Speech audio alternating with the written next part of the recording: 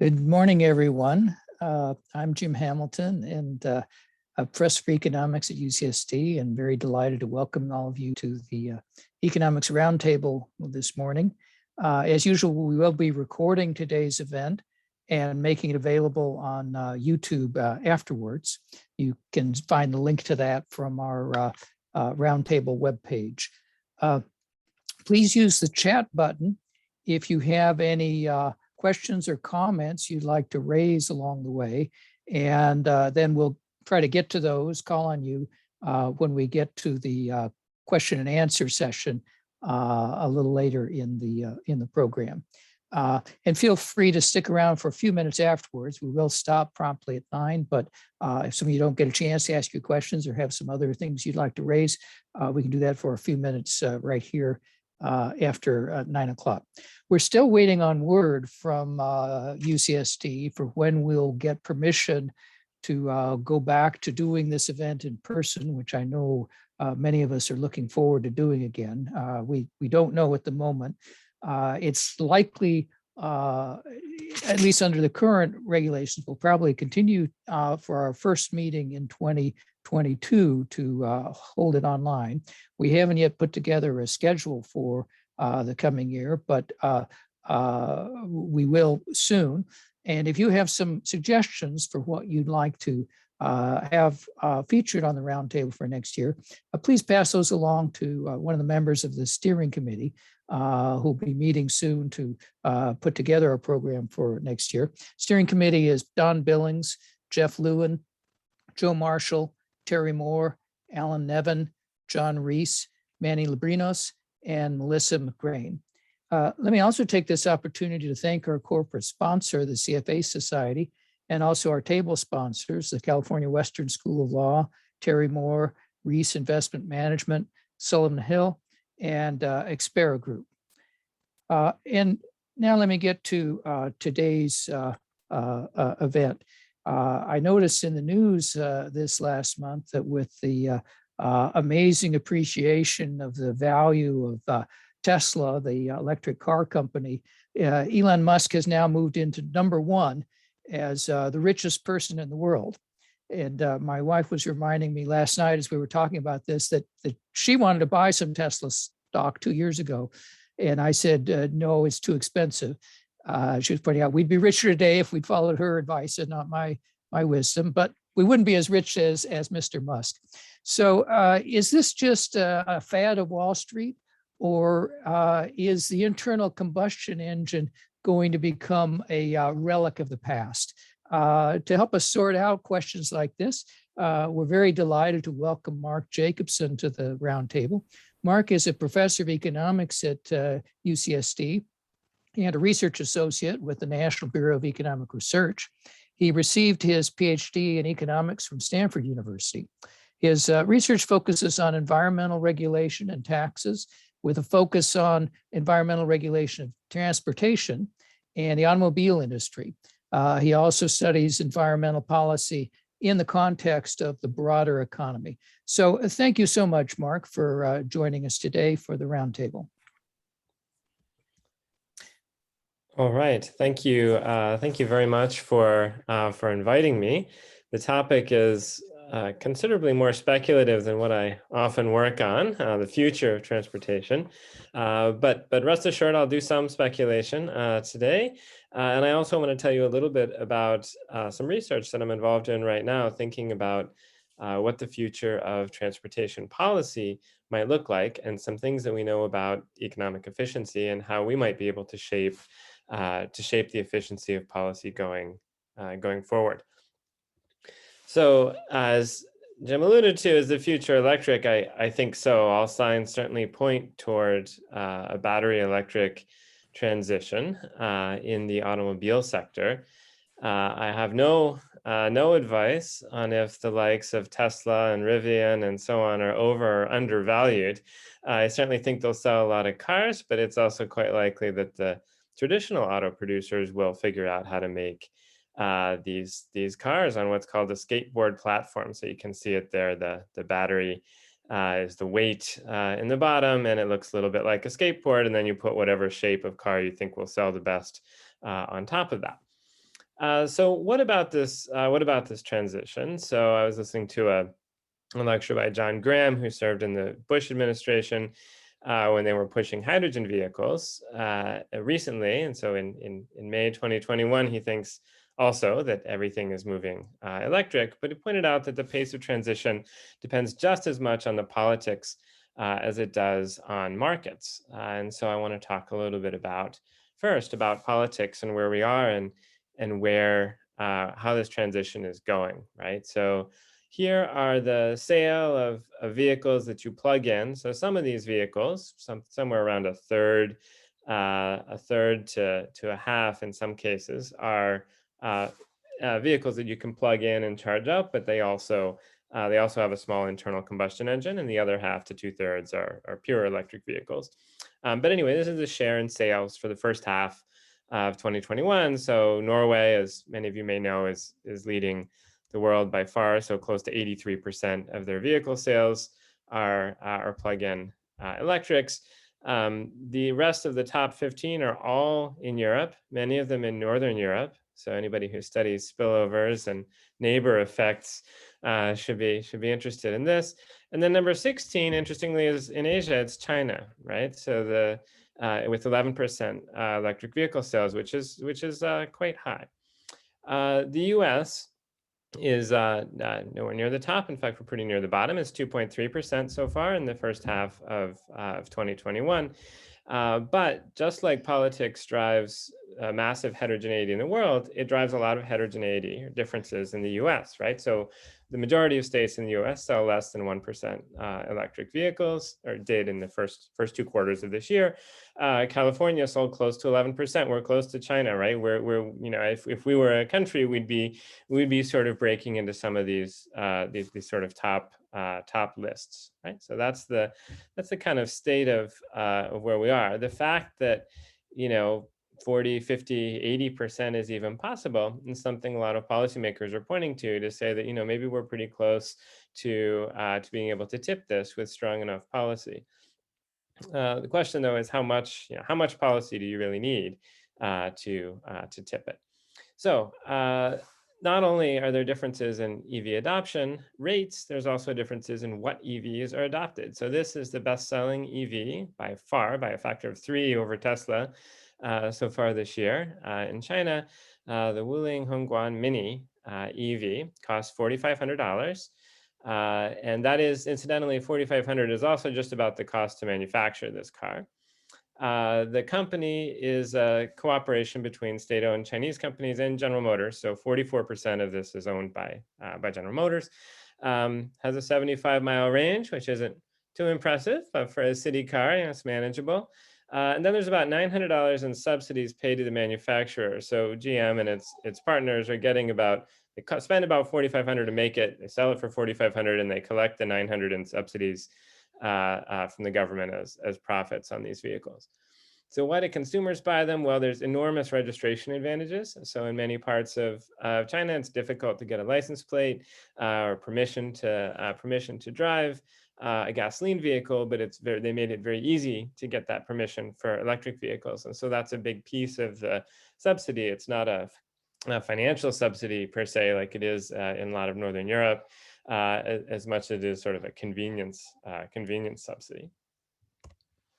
In the US, 2022's Motor Trend Car of the Year is the Lucid Air. You guys have probably not seen many of these yet. The first units just shipped in October last month, but they're ramping up production very fast. And there's a lot of speculation in the car world that this thing might be the car that's better than a Tesla. We're not sure. The high-end version comes with a 520-mile range, which is a lot, and 933 horsepower, which is also really a very lot. The cheapest version comes with 400-mile range, so pretty impressive, and close to 500 horsepower, which is for those who have driven cars or anything over 300, it's really quite a lot of car, right? And so what we've learned here is that the high-end EV market, so Tesla and now perhaps its competitors, have really been dominant in the US, at least in the psychology of the electric car.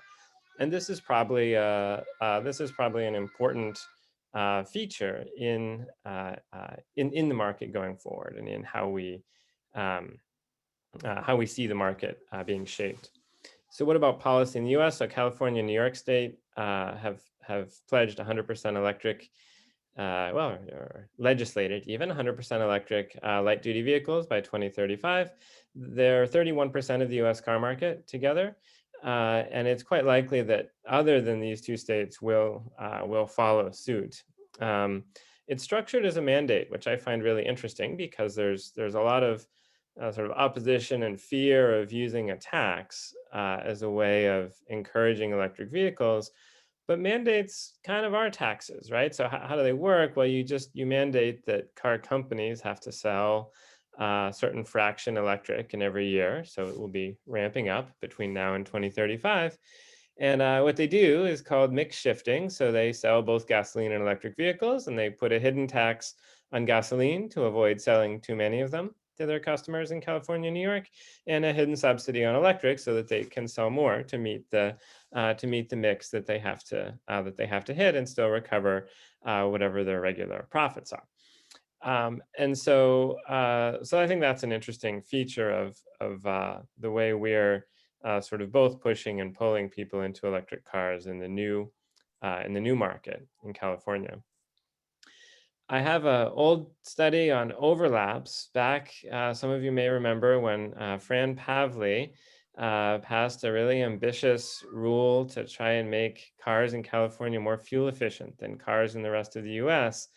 There was concern among economists that maybe the overlap would be problematic, right? That by pulling an extra efficient vehicle into California to meet our lofty, fuel efficiency targets, that would just allow people in the rest of the country to relax and purchase more fuel consuming vehicles, which there may have been pent up demand for because of a federal regulation.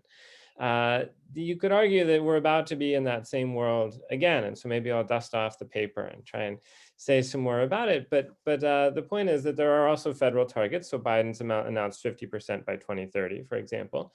If enough states follow New York and California, getting 50% electric by 2030 federally isn't going to require much at all of the other states, right? That all the electric vehicles will just be pulled into the states with mandates. And so you have these kind of two regulations, and one of them tends to sort of unbind the other. And there's a question of how much the federal government will follow the lead of states like California and New York.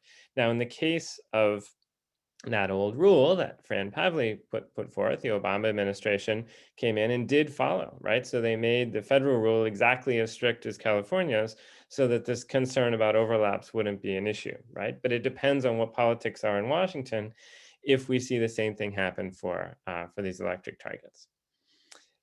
Speaking of politics in Washington, so what is the federal policy? So we have this kind of EV target, but the actual binding policy is the good old corporate average fuel economy standard, or CAFE standard. It's been around for 40 years. And these are actually what the federal government is using to encourage electric vehicles to come into the market, because electric vehicles count as getting 100 or 200 miles per gallon. And so there's this average target that an automaker has to hit. And if they can sell electrics, they can hit sort of much higher MPGs than if they don't. And there's a little bit of the history. So in 2010, the fleet was supposed to get 25 miles per gallon, 2020, 37. And then you can see 2025 has been a little bit inconsistent. So the number in parentheses is the year of the regulation. And so in 2016, as I mentioned, we were looking at 54 miles per gallon. By 2018, that had dropped to 37. And just last month, it's back up to 43. The auto producers are, as you may imagine, not very happy about this, right? 2025 is not very far from now in terms of their product planning. And these targets are moving around pretty fast. And so in fact, the 2018 change was so dramatic that auto producers came out against it. You might have thought that they would have liked it because it was a massive relaxation of the standard. They didn't have to make nearly as many electric vehicles or anything else. But the problem is they were just ramping up to do that. And so they weren't actually very happy to have it go away. It did poll well among voters at the time. So this was an important issue for political campaigns to relax this standard. People are very sensitive about things they think might increase the cost of cars. We do cost-benefit analyses in environmental economics sort of over and over again. And the problem with cost-benefit analyses is that they depend a lot on the assumptions behind them. So from the last table, you'll see that in 2016, we aimed for a 54 mile per gallon target. And this was the cost-benefit analysis that justified that. This is from a paper in Science that I did with a bunch of folks as a retrospective, kind of thinking about, what changed here. And so in 2016, the fuel savings are in the light yellow here. That's the majority of the reason to have the standard, it turns out. And in the maroon or red color was the technology cost. And you can see the benefits outweighed the cost. And so 54 miles per gallon was a good target. Some of the other benefits include the climate change benefits. So that's the little sliver in orange here. Things like as sort of trivial perhaps as refueling benefits, so you don't have to spend as much time at the gas station, but really the bulk is fuel savings. In 2018, of course, they repeated the same analysis. The yellow bar is exactly the same size because the amount of fuel savings that you get from 54 miles per gallon is the same. But now we see the rest of it, the yellow bar is the same size, but the rest of it's looking pretty different, right? The orange almost goes away because the value of CO2 was tremendously reduced in this cost-benefit analysis. The maroon bar got much bigger, right? So the engineering cost of meeting 54 miles per gallon was decided to be much, much higher than it was in 2016. This was particularly surprising because in a few years, right, electric vehicles are getting cheaper and cheaper. And to the extent electric vehicles are most of the way that we want to get to 54 miles per gallon, right, by averaging in a few electrics that get hundreds and hundreds of miles per gallon. If we thought that it was getting cheaper to make electric vehicles, this bar should have gone the other direction. And then some other things changed as well. Most of these other large bars here have to do with the size of the used vehicle fleet and safety. So there were some very different assumptions on what this standard would do to used vehicles. And in particular, they assumed that a tight standard would cause people to hold on to their used vehicles a really long time, which is at least some of that will happen. But they had a sort of an outsized effect of that. And so they got lots and lots of driving and therefore lots of accidents. And also this blue bar, which is the benefits of driving. So sort of lots of consumer surplus or utility gain from driving. But anyway, and the upshot was, of course, though, that the reds here outweigh the colored bars. And so this was the rationale, the cost benefit rationale federally for the rollback of the fuel economy standards. So right now we're in the middle of another one of these. Federally, the public comment period just ended a couple weeks ago on this new rule, and they're deep in the middle of writing another of these cost-benefit analyses. So speculation. So this part is maybe the easiest bit of speculation because we're right on the edge of it. So what does the future hold, right? Are we going to see, big CAFE standards again? Or are we going to try to return to 54 miles per gallon or something like that as a way of incentivizing electrics? Or are we going to have some different approach? So the Build Back Better bill, which is the second part of the Biden administration's spending plan, is rapidly evolving. I read yesterday it might pass the House this week. Of course, it might be never or next month, but it is evolving and getting close, perhaps. So the November 8th version of the bill has a $12,500 credit for every electric vehicle sold. If we're selling EVs like the one in China, the mini EV, you could end up with quite a bit of surplus just for taking it, right? So it depends very much on the EVs that are being sold. Now it wouldn't qualify for this credit for a few reasons. One of which it's not made with union labor, and so that knocks the credit down to 8,000. Its battery also isn't very big, which knocks the credit down further. So it works out to about free. You wouldn't actually get paid to take it. But that's what's on the table, and that's a big subsidy for a car.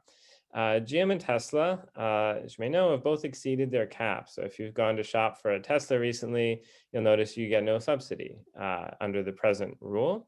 Build Back Better would reopen subsidies for all manufacturers, dominant or not, for 10 years, only 5 years for imports. Limits. So following California. So California had its own subsidy for electric vehicles and was rather concerned about the appearance of giving very wealthy people big subsidies to buy luxury cars. And so they put some caps on the federal rule. So $80,000 price cap on the vehicle. The one I just showed you, the Lucid Air, comes in at 79,900. I mean, they know what they're doing, setting these price caps and setting the price points of the cars. There's an income cap as well. So they actually, just in a recent version of it, they reduced it from 800,000 annual income for joint filers to 500,000. Again, these are pretty high limits, right? I mean, we're still talking about giving big subsidies to somebody buying an $80,000 car who makes $500,000 a year, right? I mean, these are large,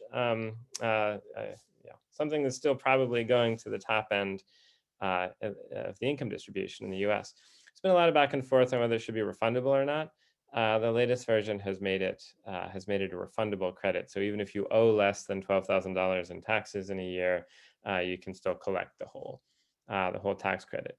If they make it refundable, it begs the question of why they don't just do it like China does and just give the money straight to the manufacturer. It doesn't seem like all the paperwork to move the subsidy around makes a lot of sense. But that's how we do things. So I promised you a little bit of talking about my own research and what I'm excited about now. So I'll transition to that. There's a policy that I think is missing in all of the discussions that can improve economic efficiency quite a bit. And that missing policy is scrappage. So what we can first observe is that the vehicle stock in the US has been really stable. Right now it's about 270 million cars. And if the stock is stable, what that means is that scrappage approximately equals sales. Now, sales are not stable, right? Sales go up and down a lot, but the stock is really quite stable. And so changing scrappage changes sales, and it changes the age of the vehicles in the fleet. Why is scrappage so beneficial? So there's many important reasons. The one I'm working on right now, and we'll go back to it after this talk, is air quality. So thinking about the effect of pushing another new vehicle, doesn't even have to be electric. Any new vehicle is pretty good for air quality. Pushing a new vehicle into the market and pulling an old one out for air quality reasons. Safety, so newer vehicles are much safer than older ones for a variety of reasons. So there's large safety enhancements from pushing on scrappage. Stimulus, so the few times that we've seen scrappage policy, you may remember cash for clunkers. The main motivation for that was economic stimulus, right? Help the automakers sell more vehicles into the market. And now, on the sort of heels of today's talk, I think the main benefit of a scrappage policy is going to be to increase the pace of electrification, right? So if we're selling mostly or even pretty many electric cars, every time we can pull something out of the fleet, we're going to be able to sell something that's at least has a high probability of being electric back in.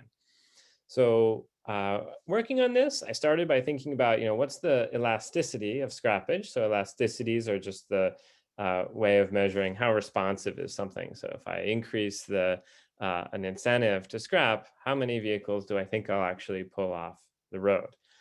And so you look at this fellow, his car is broken down. Maybe it's a transmission failure. Maybe it's something more minor. And the question that we're asking is, what determines if someone's going to repair this gasoline vehicle? It might not even be this guy, right? This guy might give up on it, but then somebody at the scrapyard or the towing company will think about reviving it. So vehicles last a really surprisingly long time in the US. Most people in this room, I would guess, have gotten rid of an old car thinking, yeah, this car is probably going to be scrapped.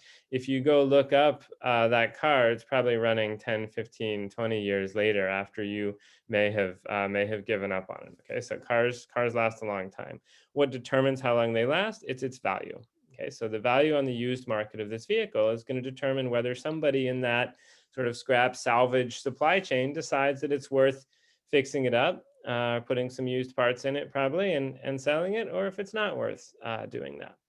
And so by shifting the value of used vehicles up and down, that's kind of the margin of response we're looking at. The elasticity we come up with is about minus 0.7, and I'll tell you in a minute what sort of a practical interpretation of that elasticity is. The other thing that I'll point out here is the reason we wrote this paper is because, of course, used and new vehicle prices move together. And so if we have something like a big subsidy program for new vehicles that makes new vehicles really cheap, then of course, if new vehicles are cheap, then used vehicles are going to get cheaper too, because why would I buy used when I could collect a big subsidy on a new one? And so that actually also has the effect of pulling used vehicles out of the system. The opposite also happens, right? So if I force people to buy an expensive new vehicle without subsidizing it, that raises the price of used vehicles, and people keep them around longer. They don't trade them in as quickly. Right? So that's scrappage is important in a lot of ways in these policies. Scrappage is still, I think, understudied in economics. That's why I'm working on it. Most of the policy analyses, so all those cost-benefit analyses I just showed you, the analyses of what government thinks is going to happen with the subsidies, they all assume a fixed profile of scrappage. They just say, well, 10-year-old vehicles, 5% of those get scrapped, and 11-year-old vehicles, 6% of those get scrapped, and so on, right? There's this fixed profile. And I would argue it's really not fixed. It's much more elastic and flexible than you might think. So the literature, people have looked a bit at cash for clunkers. So this was the scrappage policy I just mentioned that was put forth basically as a stimulus to try and help the new car producers. There have also been some older studies looking at city level policies. So many of you here are interested in city level policies. And so it turns out that scrappage policy historically has been one of the most local policies. So a city might get fed up with air quality or with a lot of sort of dangerous, barely running vehicles, broken down by the side of the freeways, causing traffic jams, things like this. Cities can get tired of this and run these scrap bounty programs where they just try and pull some of the clunkers off the road for the benefit of their city. It turns out that those programs, you see really high elasticities, so you don't have to offer very much money to pull in a whole bunch of clunkers. The problem is that mostly you're pulling in vehicles that were barely being driven or not being driven anyway, because there's always kind of this stockpile of vehicles that are sort of right at the margin. But if you ran that policy for more than a few months, which typically does not happen, something very different would happen, right? You wouldn't be able to get nearly as much scrappage after you harvest that kind of margin. And so there has not been much work on the sort of long-term ability of a scrappage program to change the age of the fleet. So this is just a bit of background on how we did this study. What can we use to move the price of used vehicles up and down that we think is plausibly random or coming from outside the system? So we used gasoline price. It's sort of the first thing a lot of transportation economists turn to when we want something that's unpredictable.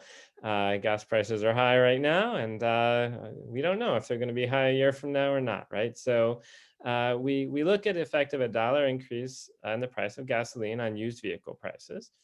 The red circles are the light trucks. So you can see most of those have fairly low miles per gallon, but you'll also notice that the zero line is in the middle here. So something like an old used Ford Ranger that doesn't get very good fuel economy, but it still is pretty good for a truck, it gains in value. So this is a log price. So this says that $1 increase in the price of gasoline increases the value of a used Ford Ranger by 8% or 9%. Okay, obviously compact cars can gain 10 or 15% in value just with $1 shift in the price of gasoline, and sort of cars that have bad fuel economy for what they are can lose 10, 20% even in value. And so drawing the link to scrappage, so if we look at $1 change in fuel price, a vehicle with 15 miles per gallon might lose about $800 in value. That's on a base of about 7,000 for a typical used vehicle. And we'll see that its scrap rate goes up. We're measuring the scrap rate, right? We just see what's coming into the scrap yards and leaving the registered fleet. Scrap rate goes up by 1.6%, which is really a pretty many vehicles getting pulled out of the fleet by this fuel price change. And then the opposite happens for a 35 mile per gallon vehicle. It gains $600 in value sort of overnight if the fuel price was fast enough, if this dollar change was fast enough, and suddenly people start scrapping them less.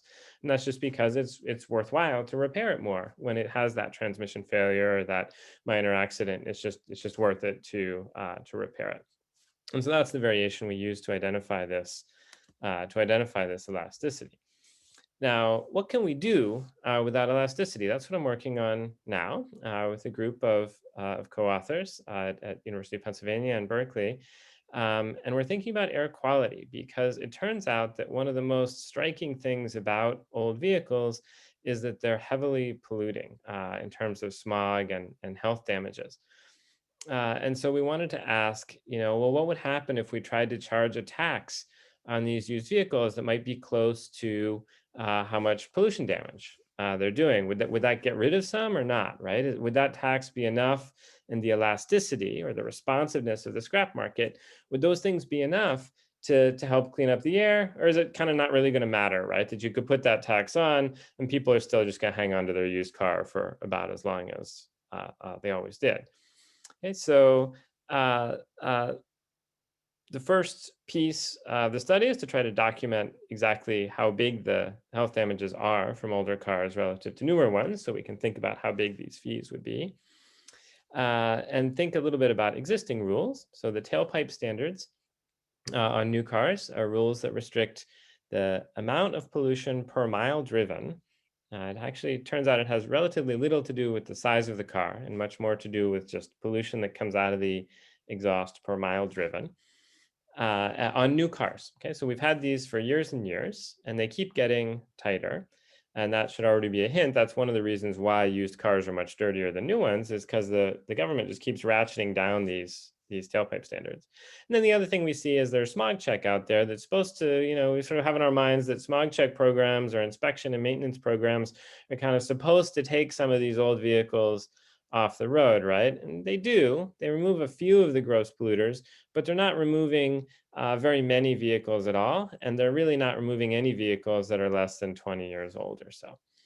And so we do two things in the paper. We're going to document this sort of remarkable effectiveness of tailpipe standards, which might tell us that going forward, something like tailpipe standards on carbon or electric vehicle standards are kind of the way of the future. We do that, and then we show how important scrappage policy is. So this is the first part, what's just kind of documenting what's happened.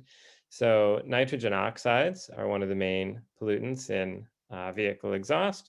You can see that there's not much natural technological change. In the 1950s and 60s, it just bounces along perfectly flat, right? You get a certain amount of NOx emissions when you burn gasoline in a car, right? And there's really the typical thing to do at that time had been to just vent them to the atmosphere. It's just a byproduct of running the car.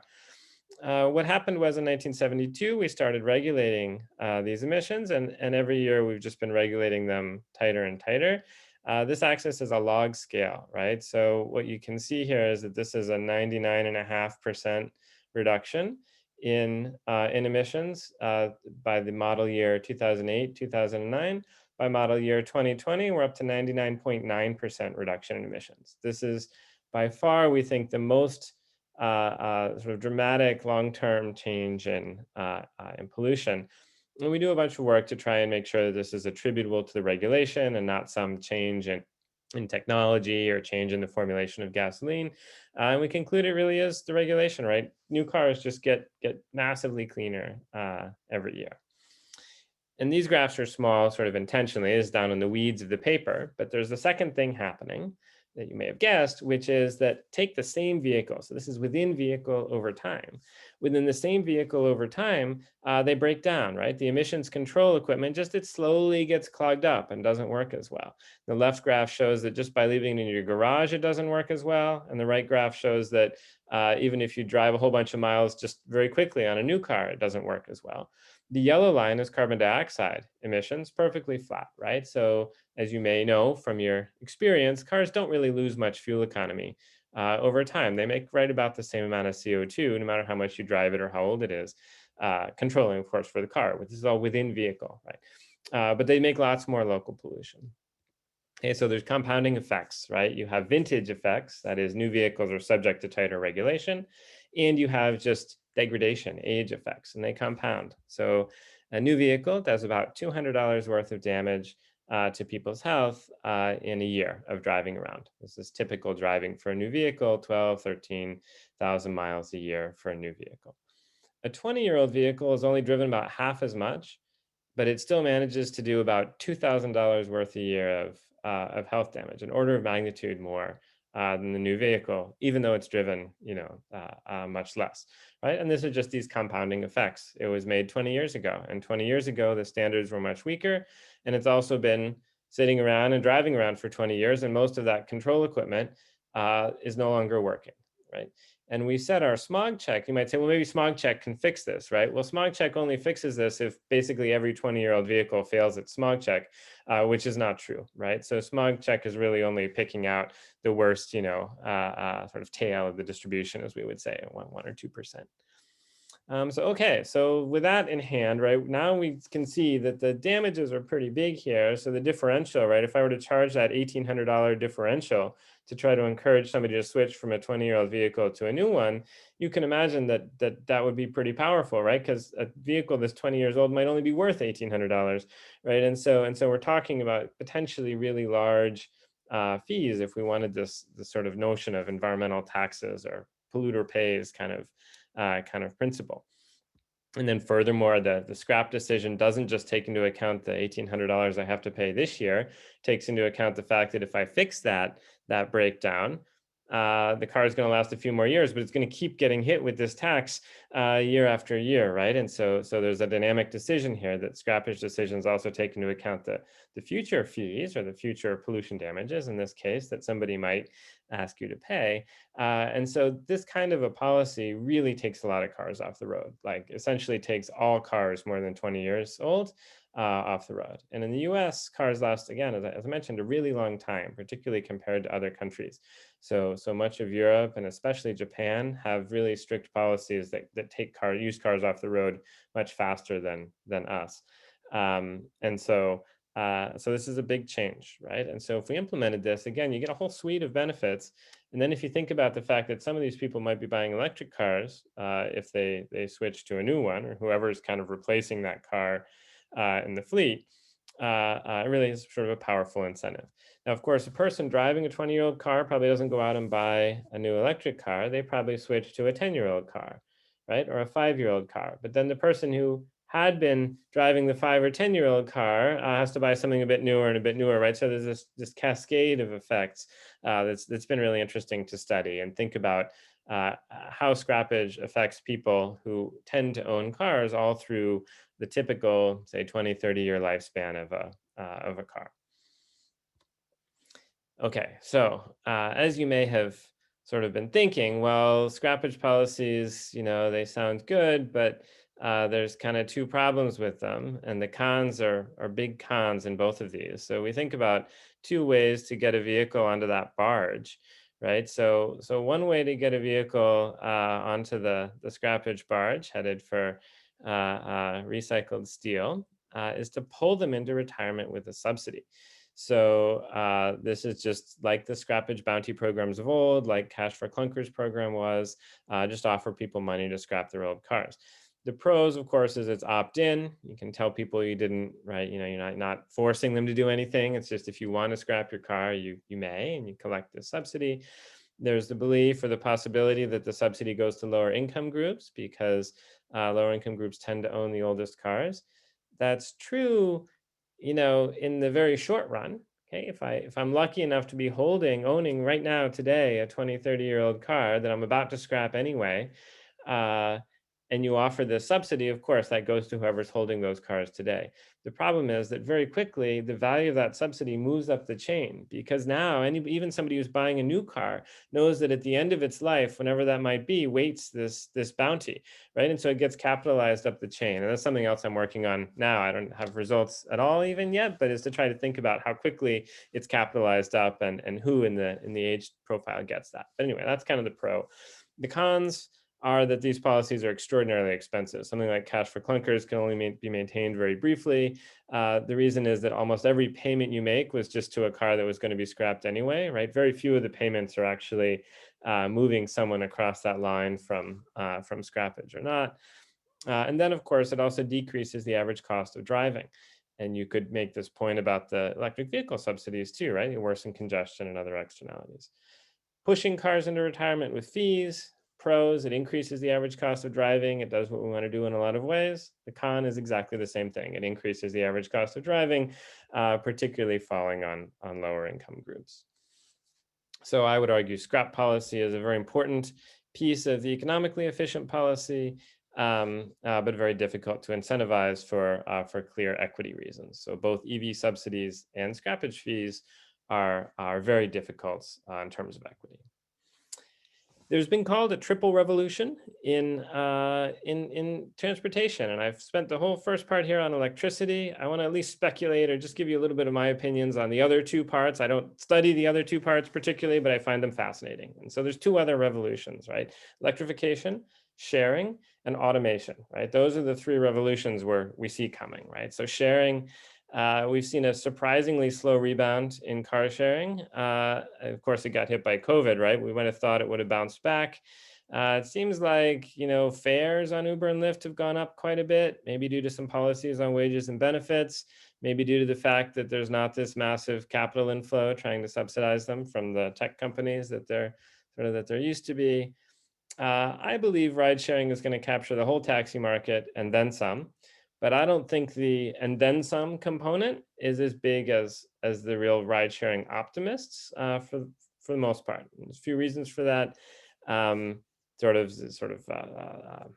utility driven reasons, children, safety, cleanliness, shopping trips. There's lots of cases where we see people don't really do much sharing, and it's going to be hard to pull those people in. McKinsey did a study that showed that the fifth person, so there's a 3,500 mile break even. 95% of people in the US drive more than 3,500 miles a year. And so, it's much cheaper still to own your own car and drive that around than it is to participate in sharing. So unless something major shifts with cost, we'll still see ourselves, I think, in a personal car world.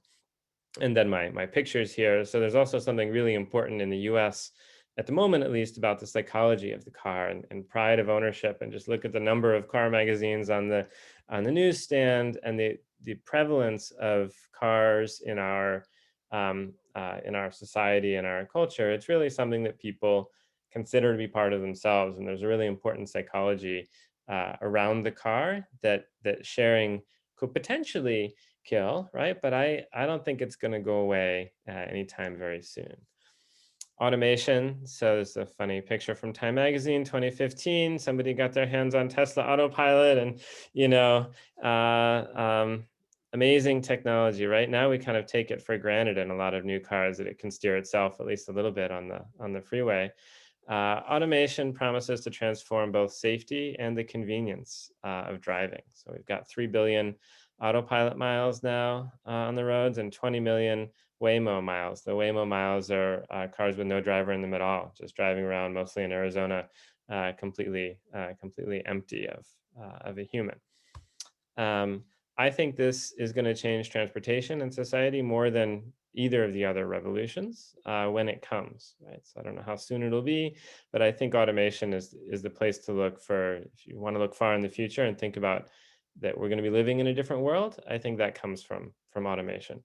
So it drastically reduces the time cost of travel, right? So now I can do other things while I drive. I can read my email. I can do the things I used to do on the train, right? Read books and watch a movie and whatever it might be.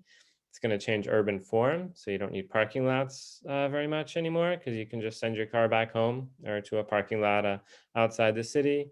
Dramatically will change the real estate market and commutes. Things as sort of as simple as law enforcement and congestion will be totally different. The spatial patterns of economic growth will be different. The main caveat that I see to automation is trust. So the fun example is that driverless elevators were just not trusted at all for a long time. People thought you'd press the button and end up halfway between floors, or it would drop you, or whatever, right? It took 50 years for people to trust that fully automatic system was not going to do anything bad to them. And so we'll see if that happens with cars or not. Alternative transportation is another fascinating thing that I don't really study, but have thought about some for this talk. So the thing that I kind of noted is that the technological improvements in cars are coming really fast, and there's not much in terms of buses and rail, right? So buses and rail are a little bit better than they used to be, but not much, right? And so the vast majority of the US population already chooses to move by car, and now we're going to make the cars a lot better. They're going to be safer, they might drive themselves, they'll be shareable and maybe heavily subsidized, right? If we're giving away $12,000, everybody who buys a new car, right? And so that's just going to increase the advantage of cars relative to alternative transportation. And so if we want to think about trying to slow that shift toward cars, simultaneous investment in public transport will be important. E-bikes, incredible changes there I see with my neighbors' children. In the distant future, I don't know where we are there. So in my last minute, and hopefully this will lead into questions, what are we doing locally? What can we do locally? So Los Angeles has been extraordinarily aggressive with charging station subsidies. And they now have 11,000 public charging stations in the city. That's one for every 6 electric vehicles in LA. They also have almost 1% of the vehicles in LA are electric now. And that's of course leading the nation. They have very high targets for EV sales in the future, but no, as far as I can see, no real policy to meet those. San Diego subsidizes electricity for electric vehicle owners, right? So as another kind of policy to encourage EV adoption. And finally, Rivian is now worth more than General Motors. If you wanted stock advice, and I had given this talk last week, you would have just made 25, 30%. They make an 800 horsepower electric pickup truck, and somehow the market thinks that's worth more than all of General Motors. And then we have potentially a very large scale lithium mining as close as Imperial. And they've already landed experimental mines mined from the bottom of the ocean, nickel, cobalt, and manganese, all of which is used to make these electric cars. So there's potential for a lot of this tech very locally. So that's it. Thanks for coming.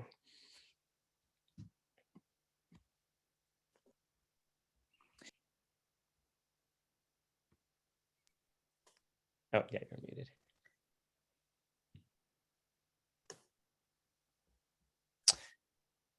I've lost the mic.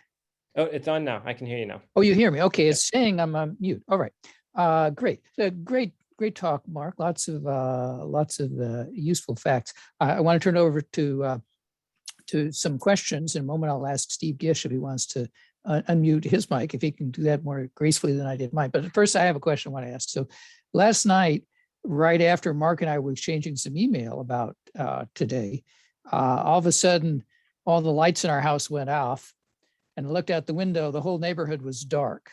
A lot of us in Del Mar and Solana Beach lost power, electric power. Fortunately, I got it back on in half an hour, but it raised the question, is our electric grid nationally and California in particular ready to take on this development you're talking about?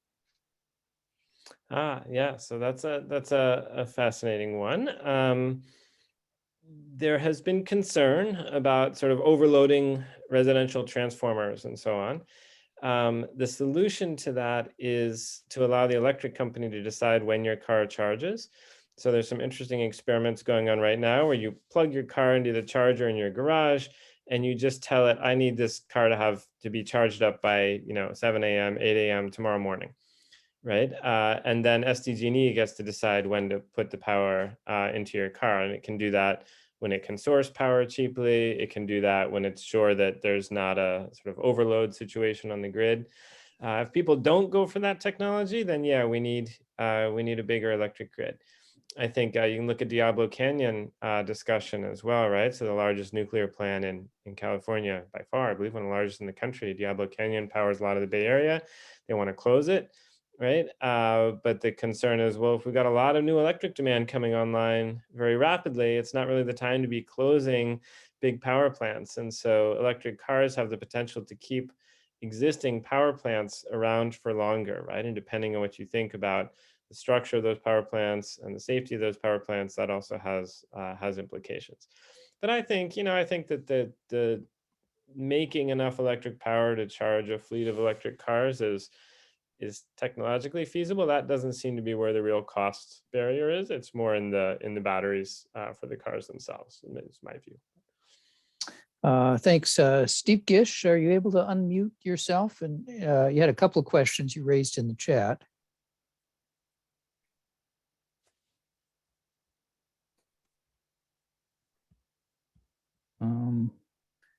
Well, maybe I'll raise the question for you if you're having trouble with that. Steve was asking, when you were talking about the subsidies, how does that interact with WTO agreements? And can we take these actions unilaterally in the US?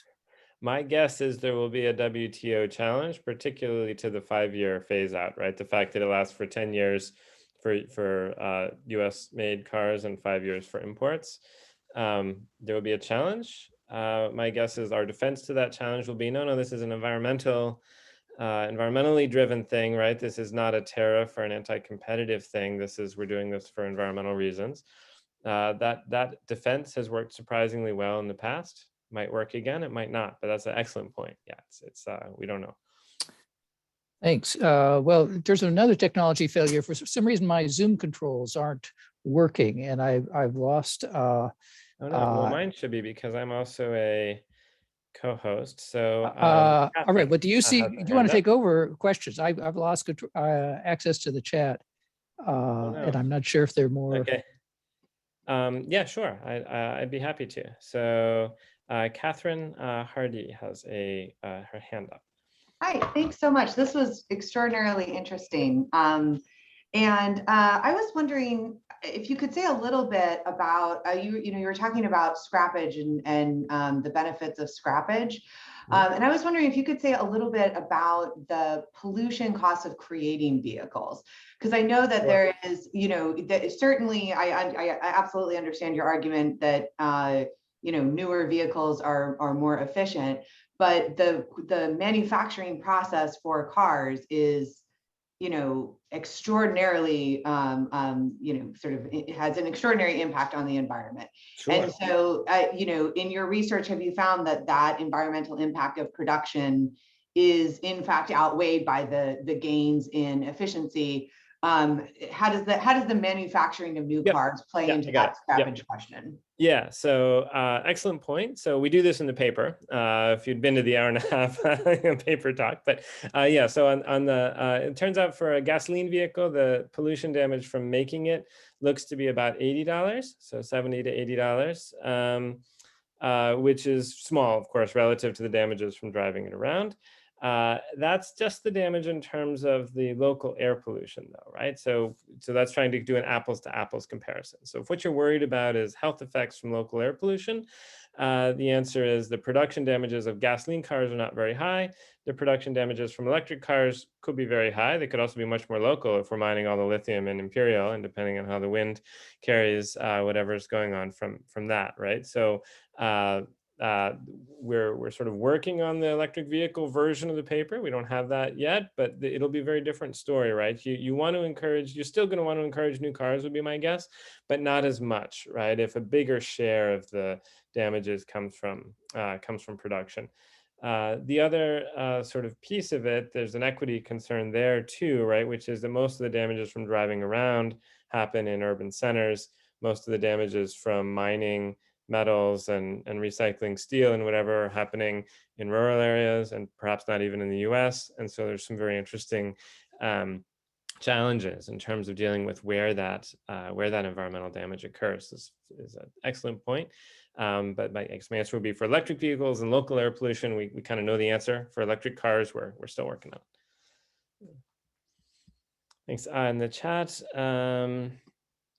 so I don't know what the normal way of managing this is, but I'll just read through and find some. So It should be me, but I've lost all. that's fine. all stuff here. Randall writes, scrappage programs would seem to negatively impact low-income workers in a big way. How would extremely cheap electricity incentivize EVs? So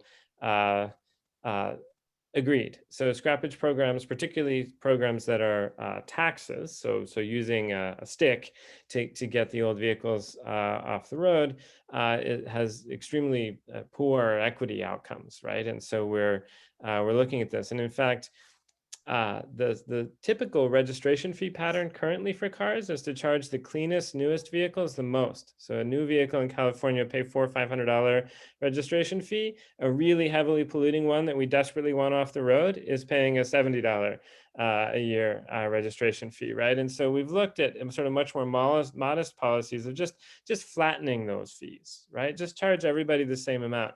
That actually takes a huge number of polluting vehicles off the road. Again, it's bad for low-income workers, and it's very hard to kind of see how to make this transition equitable. Perhaps a subsidy policy is the answer there.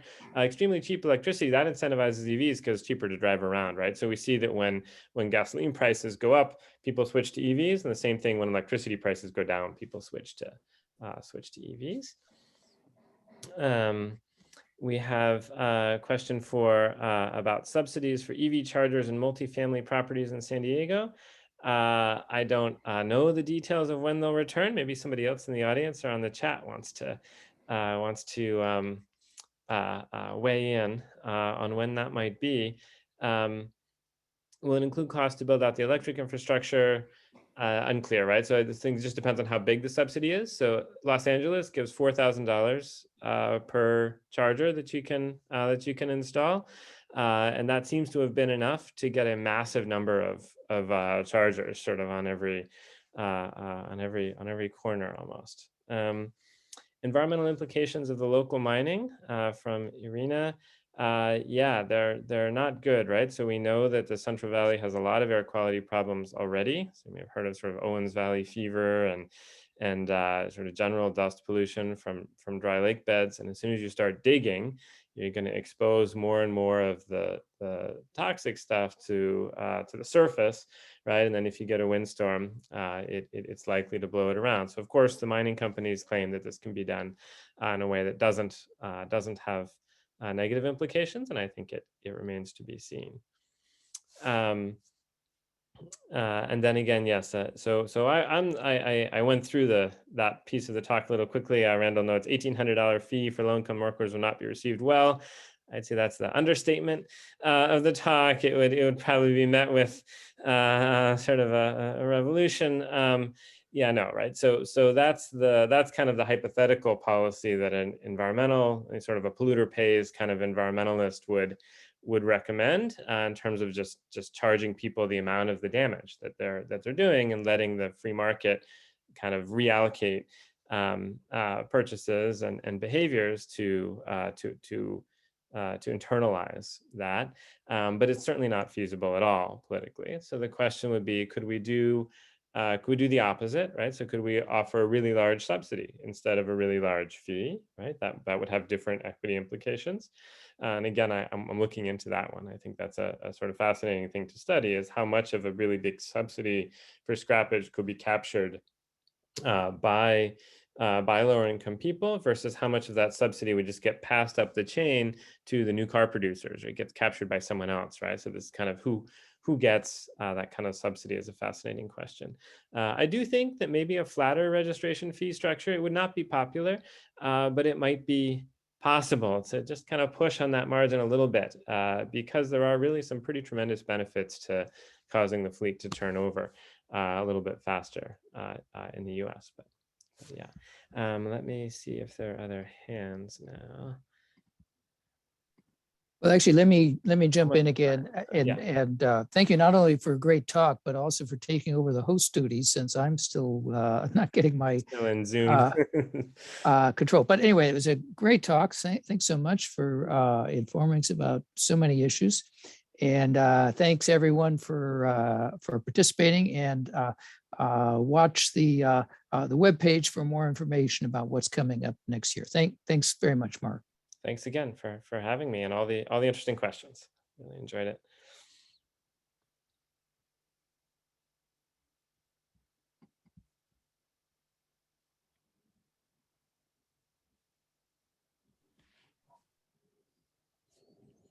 So Julie, I didn't get to yours. You were early in the list. Sensitivity to scrap rates. Oh yeah. So persistence. It turns out people tend to believe that gas prices persist very well, even when the change turns out to only have been temporary. So we kind of lean on that, but we can also use different frequencies of the data and get really the same results. So even if it's like a year increase or a week increase, it seems to have about the same effect. Yeah, good to see you and everyone else. Okay, well, thanks a lot. I'm going to go ahead and log off because Yes. I've lost control here, and I'm not sure Oh, whether well, I'm just extending. I will end. so I'm not sure if it'll go on if I try to restart my computer. That's the only thing I know to do here. But anyway, so thanks again.